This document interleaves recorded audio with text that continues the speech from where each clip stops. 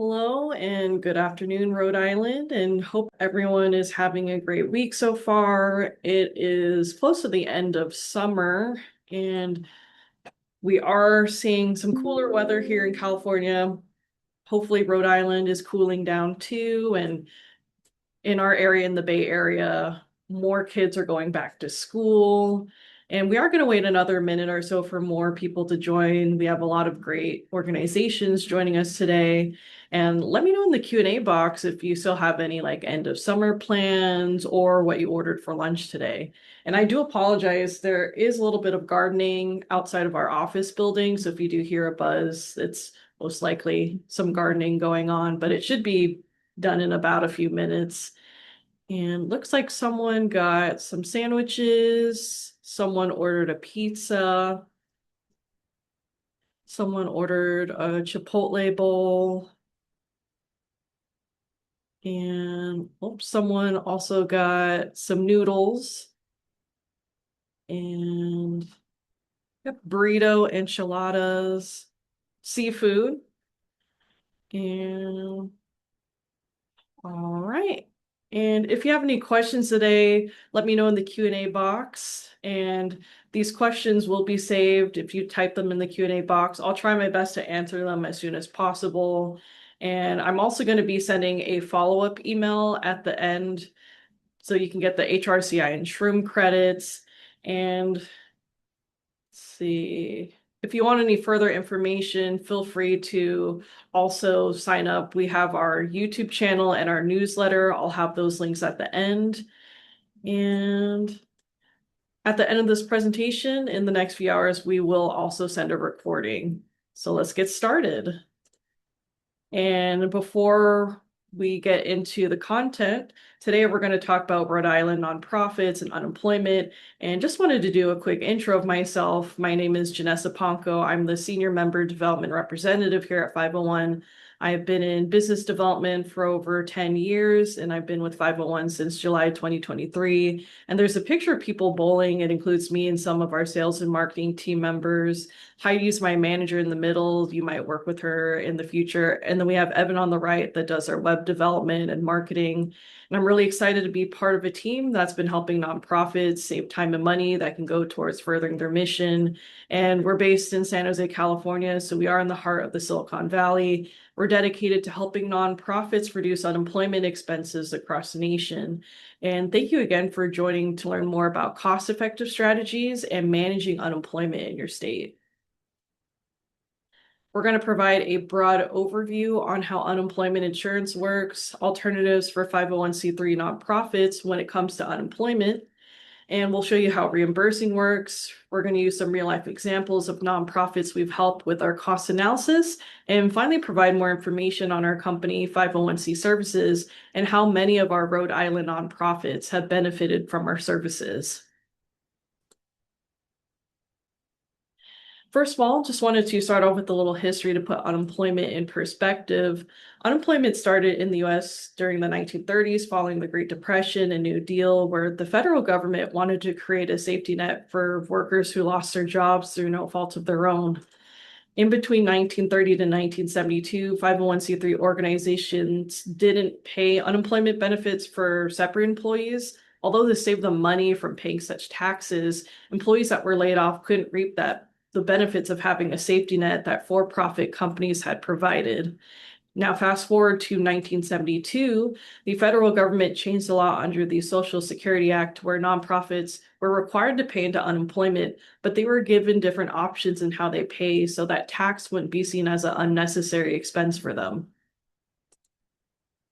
And unemployment is overseen on the federal level. However, each state gets to manage their own programs however they choose. So throughout the US, you'll see different taxable wage bases, tax rates, and benefit amounts. But today we're just going to cover information here in Rhode Island. When it comes to management, unemployment rates can be adjusted annually and are adjusted by experience. So let's say if you have a year or two of bad claims, your tax rate will increase. Most states, including Rhode Island, run as a risk pool. So when you're paying SUI, you're paying state taxes to access a pool of funds to cover your claims. And our team is seeing a lot of nonprofits put more money into that pool compared to what to what they're getting back. And then these total tax liabilities by employers are often greater than the claims paid, with reserves used in times of recession. And in order to calculate your tax liability, you multiply your taxable wage base by your employer tax rate. And in Rhode Island, as of July 2026, the maximum weekly benefit amount is at $777 per beneficiary. And then for beneficiaries with a maximum, so from 1 to 5 dependents, so up to 5 dependents, the maximum weekly benefit amount is $971. And then 26 weeks is the maximum amount of a maximum amount of weeks someone can claim on unemployment. And then when you multiply that number by your weekly benefit amount, your organization could be paying up to $20,202 to $25,246 per employee in unemployment.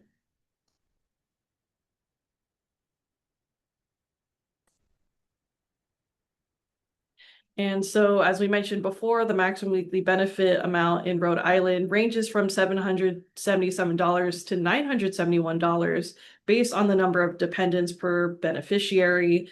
And then the federal government sets the taxable wage base at a minimum of $7,000, and there's no maximum. Rhode Island's taxable wage base currently, for most employers, is set at $30,800. So that means for the first $30,800 an employee earns, your organization gets taxed on that. And then employers that are in the highest UI tax rate, they're going to have a higher taxable wage base at $32,300. And then the max rate is currently set at 0.9%, and then the maximum tax rate is set at 9.4%. And those are both set by the state. And then the last thing I want to know is the improper payment rate, which is currently at about 27.12%. And this is information we get from the Department of Labor. This is important to know as we really encourage you to look over your claims and make sure that you're not overpaying for anybody's claims. Here at 501c Services, we help organizations monitor this. If you are managing on your own, you want to make sure that you're properly charged for a former employee's weekly benefit amount.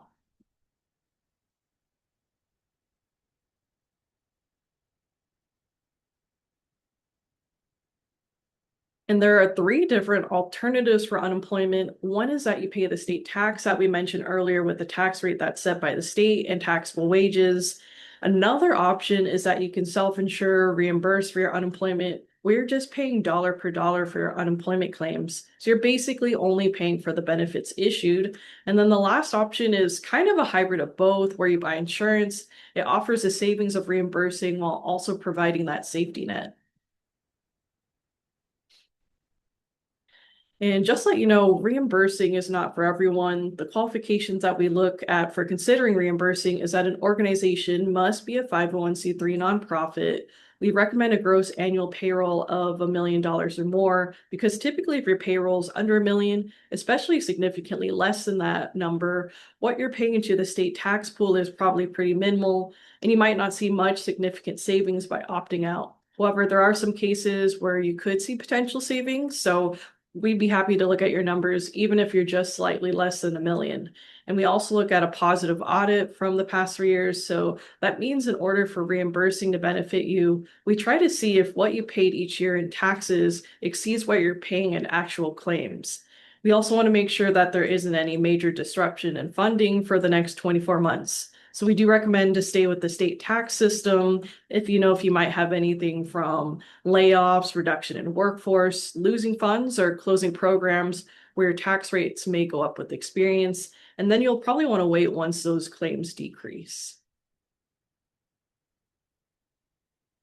And what it means to reimburse is that your tax rate turns to 0%, and the state will bill you only for unemployment claims you receive over the quarter. It's a great way for nonprofits to save money and be a better steward of donor dollars. And the process is seamless for separate employees. No matter how your employee gets separated, they're still going to go through the same process for your unemployment department, which is the Rhode Island Department of Labor and Training, also known as the DLT, where the state will determine their benefit amount based on their base period pay. The only change is how that quarterly bill is calculated. So instead of paying that state unemployment insurance tax, You're now only responsible for charges your organization incurs. And we work with over 1,500 nonprofits across the nation, and we have several in the state of Rhode Island. So you're probably wondering what motivates them to reimburse.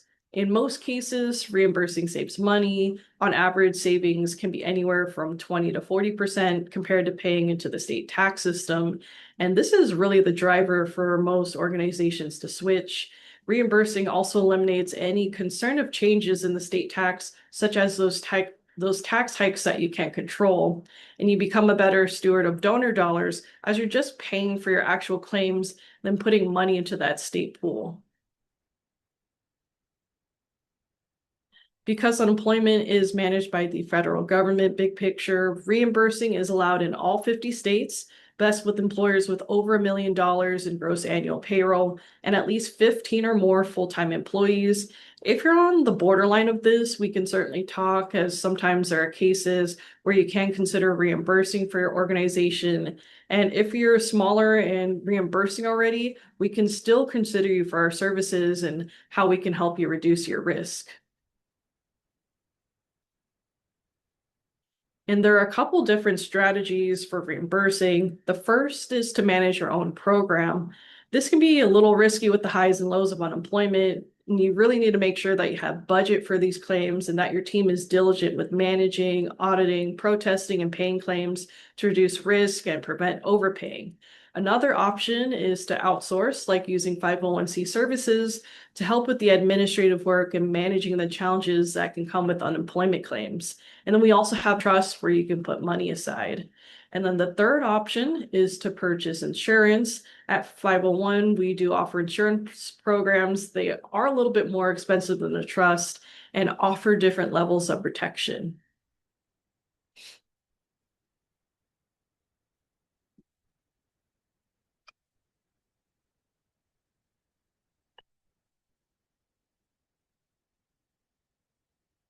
And I do want to talk about how the state tax is calculated. And like I mentioned earlier, I'll show some real cost assessments that we've done in the past. So the taxable wage base is customized by each state. So as we mentioned before, Rhode Island's taxable wage base for most employers is at $30,800. It could be higher at $32,300 for those with the higher UI tax rate. So for most employers, it represents that first $30,800 of an employee's earnings, and there's no maximum and can increase or decrease by any amount each year. And then the tax rate is set annually by the state and is based on experience. So to calculate your contribution amount, you're going to multiply the taxable wage base by the tax rate. So we're going to go with that number for the taxable wage base for most employers at $30,800, and then the tax rate at 0.9 to 9.4%. This amount means that if each employee makes over $30,800, a company is paying in between $277.2 to $2,895.2 per employee in unemployment. So that's a little bit over close to like 280 to close to $2,900 per employee.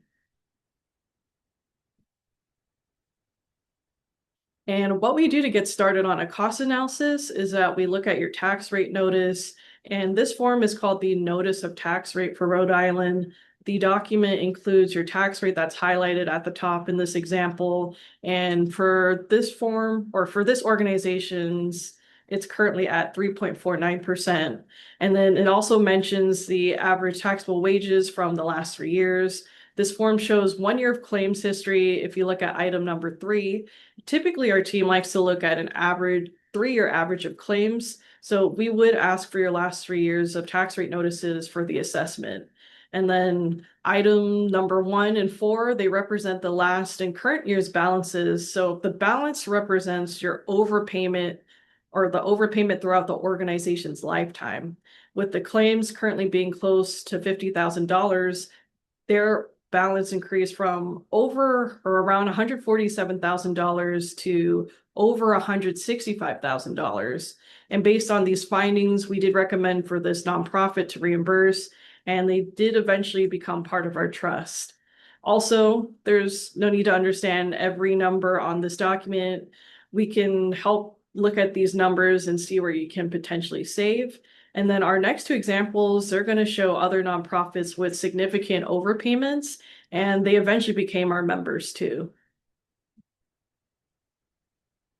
And this is an example of a human services nonprofit. We work with the taxable payroll is just shy of $1 million, tax rate of 4.7%, estimated claims only around $200 per year. In this case, we looked at a 3-year average of claims. So they were overpaying $45,000. And think of what you can do with an additional $45,000 for your organization.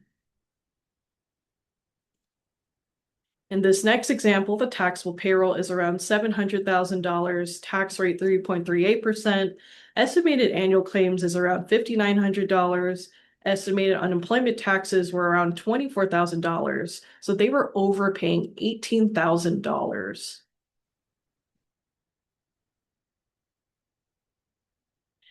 And a little bit more about our company 501c services. We were founded in 1982 by a former UCP executive. He was looking for ways to save money for his organization, so he came up with the idea of starting a trust. He teamed up with 25 nonprofit executives in San Jose, California, to start the first kind of grantor trust. It eventually became what is now known as 501c Services and 501c Agencies Trust. And we've now grown to helping over 3,000 nonprofits in various ways. And then in 2016, the founder sold his company back to his employees. So we're now 100% employee owned. From our office manager to the CEO, every member is committed to our company and serving our members. And then our services are valued tremendously, with our company having over a 98% retention rate. And here are a couple of testimonials our members have shared, and you can also go back to these later as I'll send the slides after the presentation.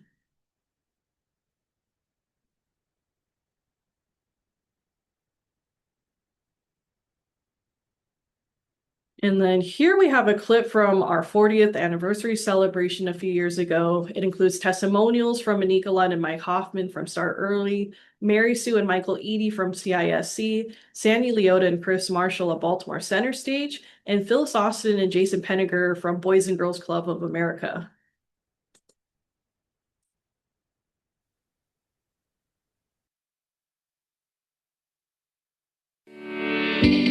What makes me passionate about working for a non-for-profit organization is because I knew I always wanted to work for a mission-driven organization. Our mission is to work with immigrant communities so that they can achieve the American dream. 501 helps focus our service to the community by giving us more time. 501 helps us focus on serving our communities by providing services directly to our HR professionals. The biggest benefit for working with 501 is really the transparency and ability to forecast our costs when it comes to our unemployment benefits. They also keep our cash flow steady through claims that are sound and take a lot of the admin burden off of us so we can just stay on autopilot. We're very grateful for all the support you provided over the last 4 decades, and we wish you continued success in the future. Congratulations, 501, on your 40th anniversary. It's been a pleasure serving with you for the last 24 years.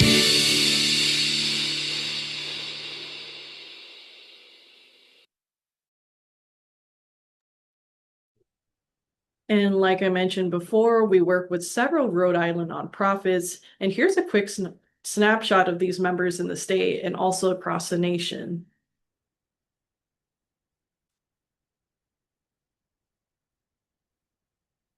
And as you heard them say in the clip, we help nonprofits alleviate the administrative burdens that can come with unemployment. And the first way we help nonprofits is through claims management.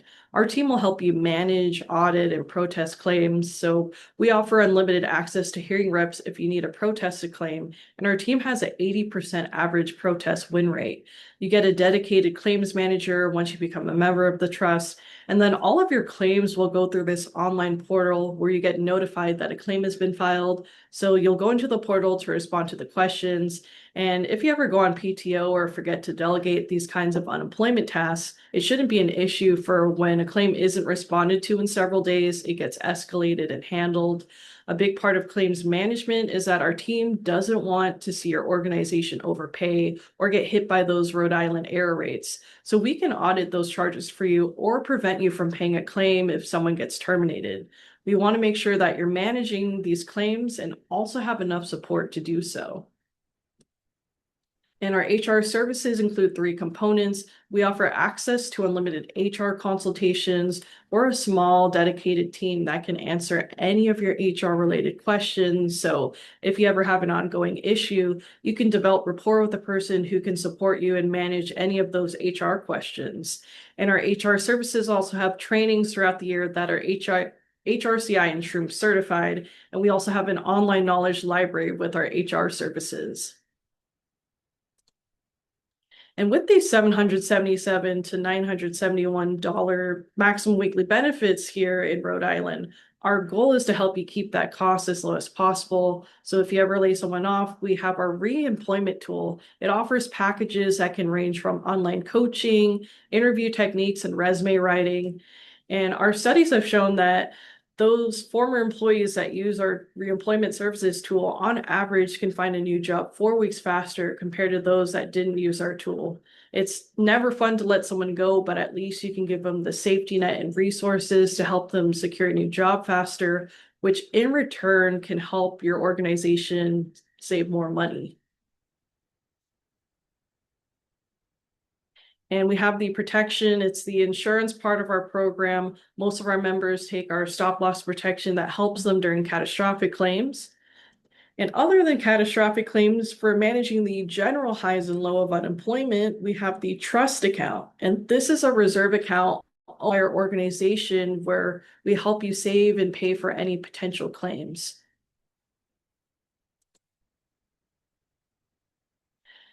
And I hope this sparked your interest. Maybe some of you may want to manage your unemployment through us as a reimbursing employer. If you want to look into potential savings, what I would need from you is your recent 4 quarters of 941s or estimated 2025 to 2026 payroll if you're already reimbursing. And if you're currently paying into the state tax system, I would need your recent 2026 tax rate notice. And it would be also helpful to get the 2024 to 2025 tax rate notices so that we can look at additional data points for you. And I did see a few questions come up in the chat box, so let's get into answering them. The first question is, how do I know if I'm reimbursing? So if you know that you're reimbursing, you don't have a tax rate, so that tax rate turns to 0, as we mentioned before, and you don't receive a tax rate notice from the DLT will bill your organization for the actual cost of your claims instead of a SUI tax. This person asks, what if I'm in a PEO? So if you're still managing your unemployment, you should be still eligible for our services. In most cases, the PEO does have their own services for managing unemployment claims. So typically we can't work with PEOs, but if you decide to leave that PEO, we can certainly talk and see how we can help you. This person asks, how do I figure out what my actual UI claims are? So an invoice for your claims will be sent through the DLT if you're paying SUI. Providing your recent tax rate notice for our cost analysis can help our team determine how much you're paying in actual claims versus what you're currently paying in taxes.